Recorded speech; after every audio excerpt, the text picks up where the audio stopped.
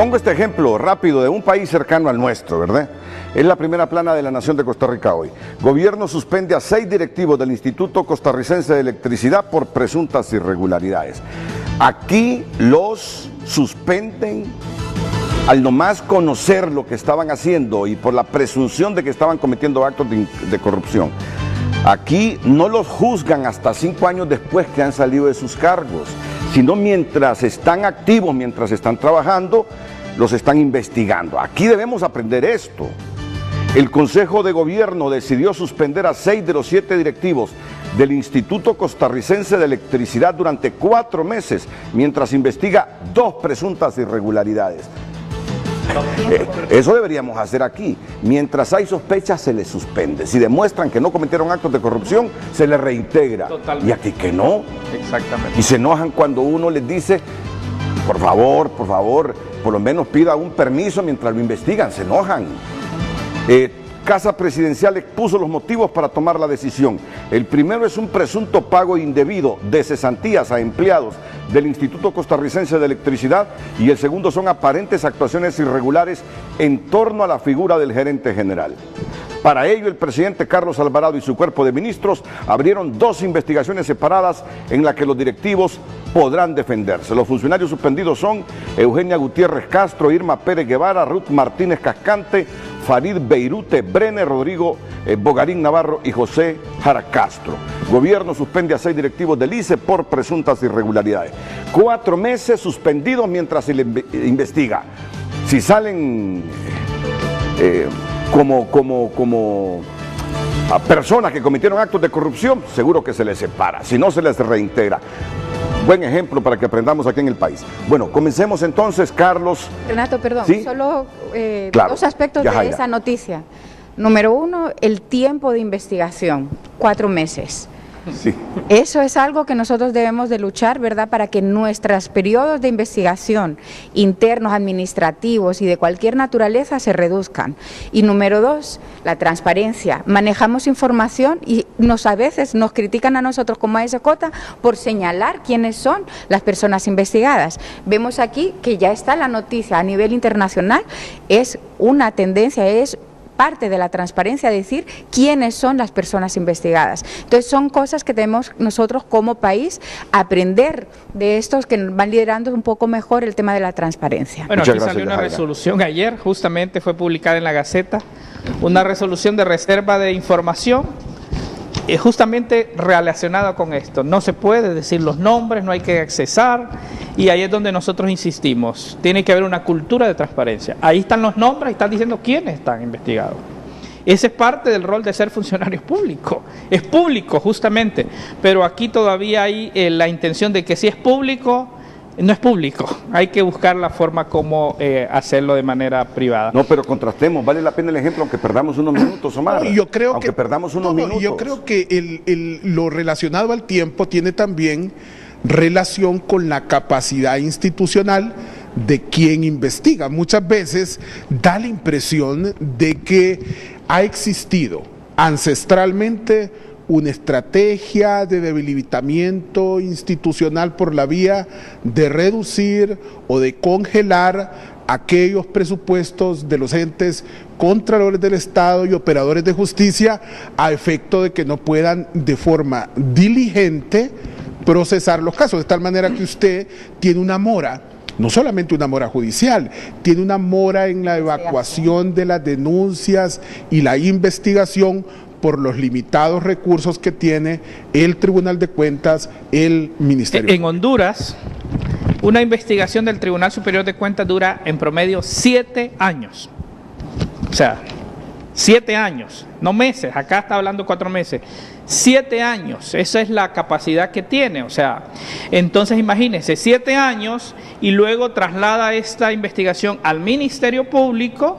La normativa dice que el Ministerio Público tiene que revisar si esa investigación tiene los parámetros, ahí puede tardarse otros años, entonces al final pasan los 10 años y el resultado es que no tenemos funcionarios acusados por acciones de enriquecimiento ilícito y otros. Voy a hacer un ejercicio.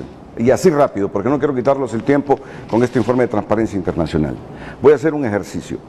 Son 128 diputados propietarios, ¿verdad? 126 suplentes. 126. ¿Cuántos de ustedes se consideran gente honrada, hombres y mujeres? De los 128 diputados propietarios, más los 128 suplentes, ¿cuántos de ustedes se consideran gente honrada? Francamente, yo sé que nos están viendo muchos diputados. Háganse una autocrítica. ¿Cuántos de ustedes se consideran hombres y mujeres honestos? Piensen, piensen. Y luego de que hayan pensado si son honestos, pregúntense, allá el presidente costarricense y su gente en el gobierno presumen que 6 funcionarios del Instituto Costarricense de Electricidad han cometido actos de corrupción. Vienen ayer y dicen, suspendemos a estos 6 funcionarios y dan a conocer sus nombres. Fijamos 4 meses para investigarlos si han cometido esos actos de corrupción. Y sabemos que si los han cometido, los van a separar. Pero mientras tanto, quedan suspendidos para investigarlos, con nombres y apellidos. ¿Qué hacemos aquí? Buscamos cómo blindarlos, cómo ponerlos en reserva para no dar a conocer públicamente sus nombres. Y si es posible que durante un buen tiempo, dice la ley del Instituto de Acceso a la Información Pública, no se pueda hablar sobre esos temas. Entonces, si la mayor parte de diputados que se hicieron una autocrítica en este momento ante la pregunta, se consideran honestos, se creen honestos, ¿por qué no aprendemos de Costa Rica? Si se creen honestos, ¿por qué no aprendemos de Costa Rica? ¿Ah? Totalmente. ¿O está equivocada la pregunta? No. ¿O ando por la banda? Si se consideran honestos, ¿por qué no aprendemos de Costa Rica? Y me voy para el Ejecutivo también. Porque es que mucho depende de cómo legislen los diputados. Si se consideran hombres y mujeres honestos, ¿por qué no se abren como se abren países cercanos al nuestro, como Costa Rica? Al final llegamos a la conclusión, si que se están blindando, si hacen reformas para blindarse, porque en alguna cosa mala pueden andar, en el pasado y en el presente. Y justamente esas son las cosas que generan malestar en la ciudadanía, porque la ciudadanía conoce. Entonces la ciudadanía, la pregunta que yo hacía, si hay evidencia de una irregularidad, o hay informes, o hay sospechas, pero la gente sigue. El espíritu de la suspensión es justamente facilitar la investigación. Estando ahí, esta persona va a poder y va a hacer cualquier acción para obstruir una investigación que confirme o no esa supuesta irregularidad. Bueno, y eso aplica también, Renato, a otros actores de la sociedad que también, especialmente lo hemos podido constatar en la última etapa de la vida nacional, están involucrados en actos de corrupción, porque lo mismo aplica, por ejemplo, a grandes empresarios o a grandes empresas o a grandes organizaciones no gubernamentales que a pesar de estar siendo investigadas por actos al margen de la ley, que a pesar de inclusive haberse constatado de que han ejecutado acto ilícito, siguen contratando con el Estado. Entonces, un clima de impunidad lo que genera es un caldo de cultivo que habilita las manifestaciones de corrupción. Es decir, cuando usted ante un evidente acto de transgresión a la ley, cuando usted claramente identifica que hay elementos que indubitablemente le dicen que un funcionario, que un parlamentario, que un alcalde municipal, que un miembro de una corporación local o que un empresario comete un acto ilícito y no lo sanciona o no lo restringe de seguir contratando con el Estado o ejerciendo la función pública, el mensaje que le está dando a toda la estructura burocrática del país es que usted lo está invitando a que cometa un acto similar, porque de todas formas no se le va a sancionar. Entonces yo creo que debe ser un tema de cambio cultural en abordar ese tipo de actuaciones. Si solo es de ver cuántas instituciones están en reserva, si solo es de ver ¿cuánta información puede obtener de las instituciones del Estado para saber cómo andamos? ¿Cuántas instituciones aquí usted no podrá pedir información porque están blindadas? Creo que son 12. y sensitivas y donde se manejan muchos millones. Donde llevan el mayor presupuesto. Yo por eso desafío y comienzo por la directiva del Congreso y por quien la preside. Y no los estoy acusando de nada, solo les pido una autocrítica. ¿Son hombres y mujeres honestos? Si son honestos, comiencen a abrirse. Si son honestos, comiencen a abrirse con lo que la gente les está pidiendo. ¿Qué es lo que más ha demandado la gente en los últimos tiempos sobre esas reservas que hay de información aquí para que no la podamos conocer nosotros? Sí, antes de contestar, solo complementar un caso que denunciamos también aquí en Frente a Frente el año pasado, el tema de Tecma. Es una empresa que está vinculada por los mismos juzgados con respecto al caso del Seguro Social y que después de ese año siguió recibiendo contratos con el Estado, hasta más de 80 millones de lempiras. Entonces vemos ahí que es donde tenemos que hacer un llamado para que se hagan ese tipo de suspensiones y que no permitan que una persona que ya está vinculada en un caso de corrupción se siga beneficiando. Y yo le pregunto a la gente, Honduras les está exigiendo desde hace tiempo la reforma o la derogación de esa ley de secretos oficiales, y aunque Honduras les dice, vaya, la información de seguridad del Estado, claro, esa debe ser de secretos oficiales. Esa debe ser secretos oficiales. Pero ¿por qué blindan las otras instituciones? ¿Por qué las blindan? ¿Por qué las brindan? Yo hago la pregunta y desafío al Congreso, donde tienen la potestad para poder hacer las reformas, que lo hagan. Y hace años que Honduras lo viene pidiendo y no lo hacen. Ahora sí comprendemos por qué seguimos estancados en el índice de percepción de corrupción. Sobre este índice, vamos, lugar número 29. Bueno, perfecto. Tal vez solo decir, el IPC mide los niveles percibidos de corrupción en el sector público, en todo el mundo. Tal vez si la siguiente dispositivo. ¿Y qué es lo que es importante decirlo? Utilizamos 13 fuentes de datos distintas, de 12 instituciones. Por eso es que el IPC es el índice más usado, porque al final es como el resumen, Renato, de 13 fuentes distintas, de mucho prestigio, especializadas, que se hacen análisis de gobernanza y bueno, se mide el nivel de corrupción en el sector público. La siguiente, para que la gente lo entienda, porque a veces la gente tiende a confundirse, entre más cerca estamos de cero, es más corrupto. Si nos acercamos a 100, es más transparente, pero también se hace un ranking en función de los 180 países que se evaluaron, y en este año se evaluaron los 180 países. Repitámoslo, entre más cerca estamos de 100, es muy más transparente el país. Exacto. Y entre más cerca estamos de cero, muy corrupto el país. Y en el caso nuestro estamos en 29, ¿verdad? O sea, 29 de 100. Estamos en el tercio más corrupto. Estamos Exacto. en el tercio más corrupto. Efectivamente. Y tal vez solo aclarar ahí que después la siguiente es un ranking. Los que sacan mejor nota, es decir, los de 100 pasan a ser número 1 y los que sacan 0 Correcto. pasan a ser el 180. Bueno, solo como información, los más transparentes: Dinamarca, Nueva Zelanda y Finlandia. Y aquí quiero decir algo, Dinamarca también, por lo que decía.